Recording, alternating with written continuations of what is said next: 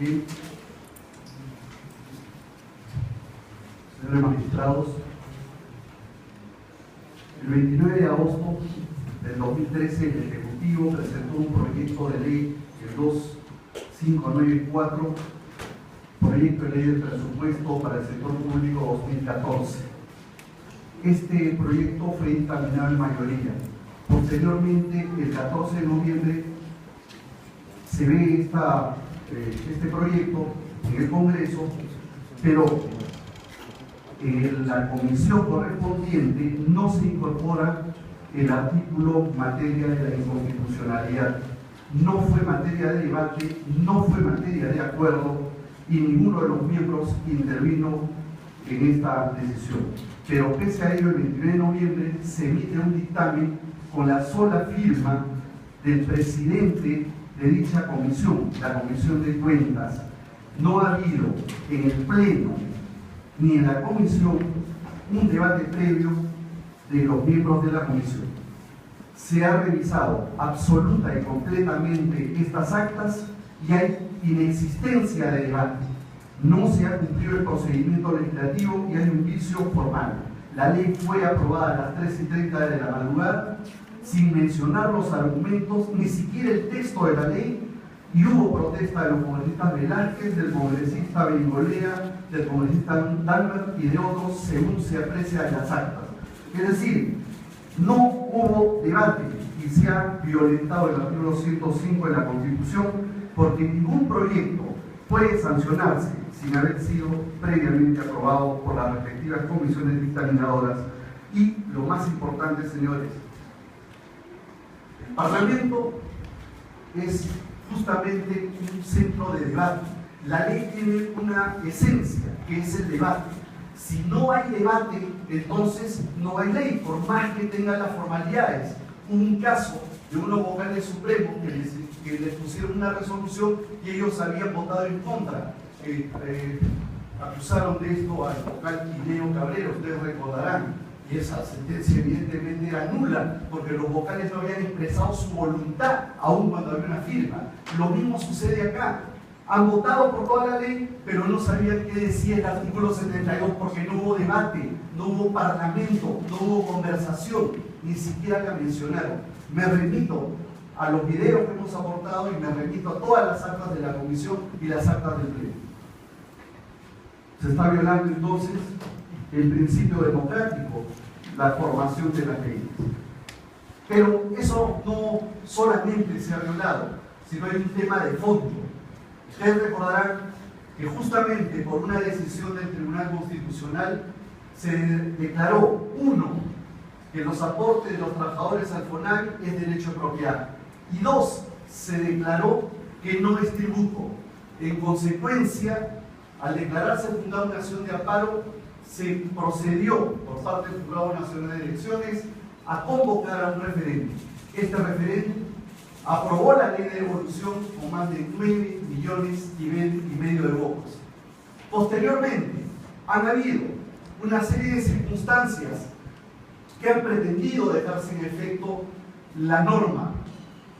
Por ejemplo, una sentencia del 2012 que pretendió hacer algunos cambios, y antes una sentencia del 2008 procedente de Tarma, quisieron hacer algunos cambios, pero la ley salió en 2010. Y en 2012 se vota en este tribunal una serie de circunstancias absolutamente anómalas. Una acción de inconstitucionalidad que viene de lo que Borea denomina un vientre de alquiler, Colegio de Abogados del Callao. Y absurdamente, en vez de declarar improcedente, la declaran infundada, pero aprovechan para hacer una interpretación realmente abusiva, antojadiza, arbitraria y diría yo corrupta. En estas circunstancias, justamente se da este artículo 72 bajo ese contexto. Y este artículo 72, brevemente, viola lo que dice la ley del referéndum, que habla de una devolución total de lo aportado por los trabajadores y empleadores y tiene que ser a una cuenta individual. Eso dice la ley en el artículo 1 y en el artículo 2. La 72ª disposición, materia de esta discusión, lo que hace es cambiar todo esto, porque dice que la devolución debe hacerse, lo aportó por los trabajadores, ya no de los empleadores. Pero además dice que la cuenta o la información de cuánto hay lo debe hacer el MEF. Si para eso se estableció la comisión ad hoc, para que determine cuánto existe, cuánto es lo que se va a repartir. Si dejamos que el MEF diga eso, no lo va a hacer. Pero además, gravemente recorta el derecho ganado en esta ley, porque luego el grueso del aportado por los empleadores, que en el fondo eran los trabajadores, porque ellos dedujeron esto del impuesto a la renta y eso ya estaba decidido, ahora es modificado y esos dineros se quedan. ¿Qué hay detrás de todo esto? Dinero.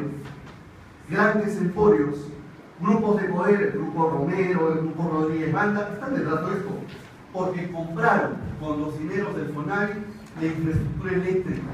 Son más de 6.000 millones que deben devolver y no quieren devolver, porque no han pagado totalmente el precio de esa infraestructura que fue hecha con plata del FONAVI. He ahí el grupo de poder, los grupos de poder y logísticos que están detrás de todo esto. Pero no solamente eso, luego señala que excluye a quienes ya han sido beneficiados. ¿Cómo es esto? Si yo tuve una casa en la Torre de San Borja, me entregaron la casa y dicen, ah, ya te beneficiaste. No, señor, yo pagué el precio de esa casa, le devolví al fondo. Ah, pero usted tuvo luz y agua. No, señor, esa luz y agua incluso se hizo con mi trabajo, pero además me cobraron. Todo esa infraestructura la tuvimos que pagar los jornalistas. En los pueblos jóvenes la gente pagó.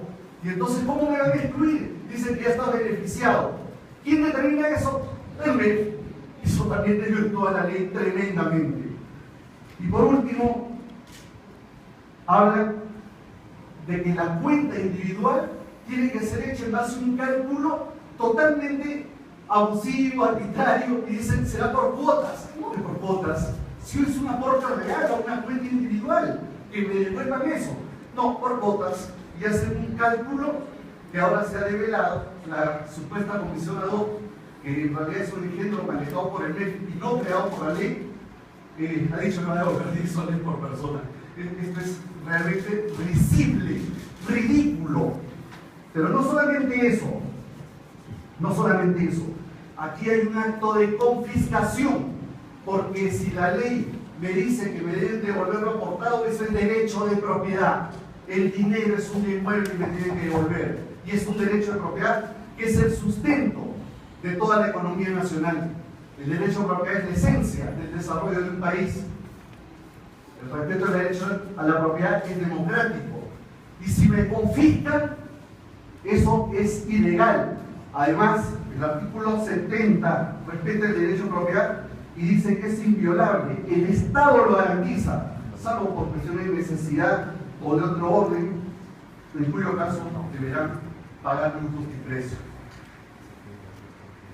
Se trata de un derecho de propiedad que es objetivo, pero también subjetivo. Subjetivo porque esto es mío, y objetivo porque es lo que permite el desarrollo de la nación. Y por último, para concluir, el propio ministro Castilla ha dicho que no ha incorporado en el presupuesto 2015 devolución para el FONAVI, puesto que son dineros privados. Lo ha dicho expresamente, tengo los recortes. Y entonces, si en el 2015 son dineros privados, ¿cómo en el 2014 incorporan en la norma presupuestal estos conceptos? ¿Y qué tiene que ver la norma presupuestal con la modificación de la ley de referéndum? Pero lo que es peor, en el 2000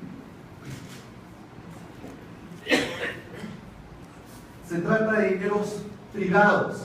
La ley del presupuesto no puede contener ingresos de dineros privados. La ley del presupuesto, todos sabemos, es una ley de asignación de recursos, de ingresos. ¿Cómo puede perpetuar ingresos? Y además, como he dicho aquí, conculcando derechos, confiscando. Por estas razones, señores magistrados, solicito se declare fundada nuestra acción de inconstitucionalidad. Gracias, señor Guado. Señor procurador, puede hacer su trabajo.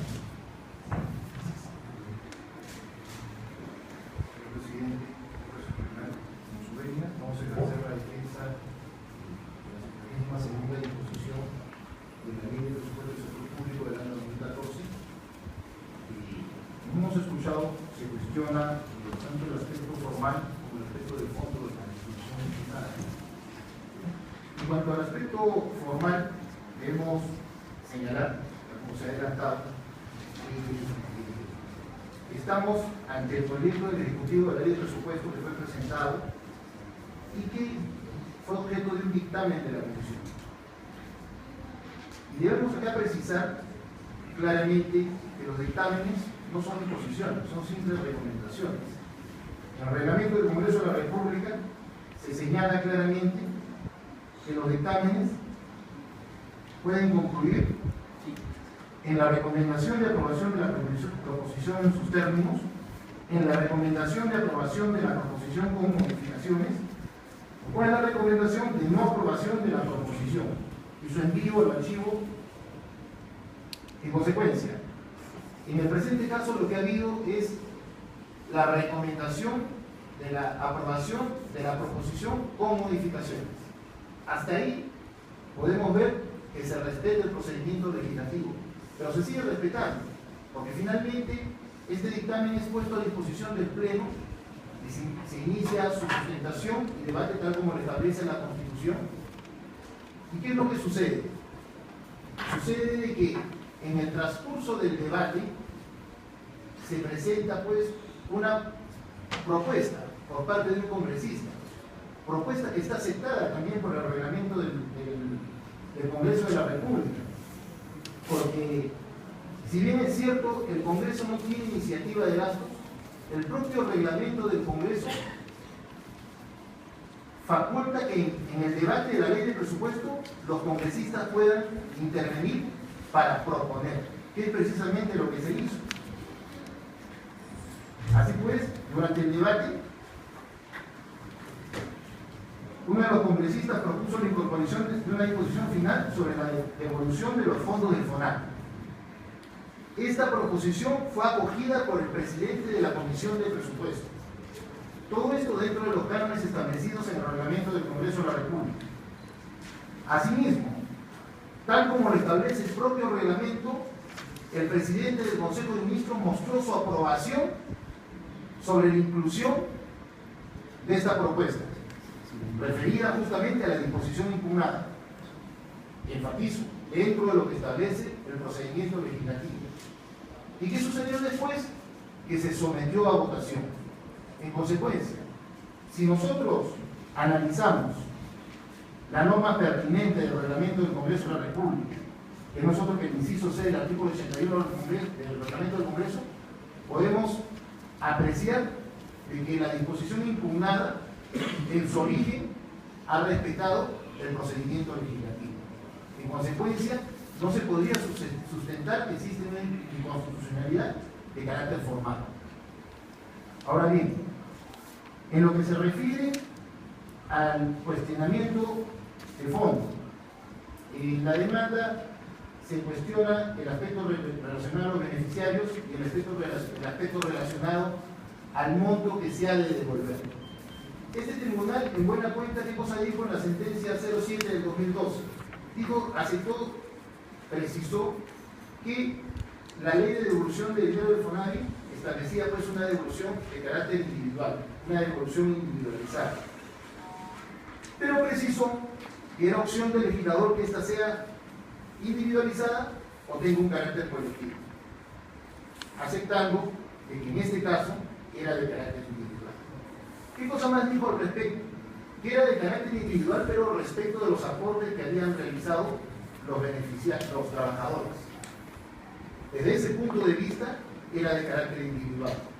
Pero en lo que se refiere a los aportes del Estado y a los aportes de otros, eso sí debía tener un carácter colectivo, más no individual. La norma en cuestión, la norma cuestionada en el presente proceso, no se puede reputar como inconstitucional, porque precisamente en esa misma línea establece la devolución de los aportes que han realizado los trabajadores. En consecuencia, no se puede hablar de un atentado al derecho de propiedad, porque precisamente se está devolviendo lo que los trabajadores en su momento aportaron al FONAVI. En consecuencia, señor presidente, para concluir, no se podría argumentar en el presente proceso que la disposición cuestionada de la ley del presupuesto del año 2014 resulta inconstitucional ni por la forma ni por el fondo. Gracias. Señor abogado, ¿puede hacer uso de la réplica?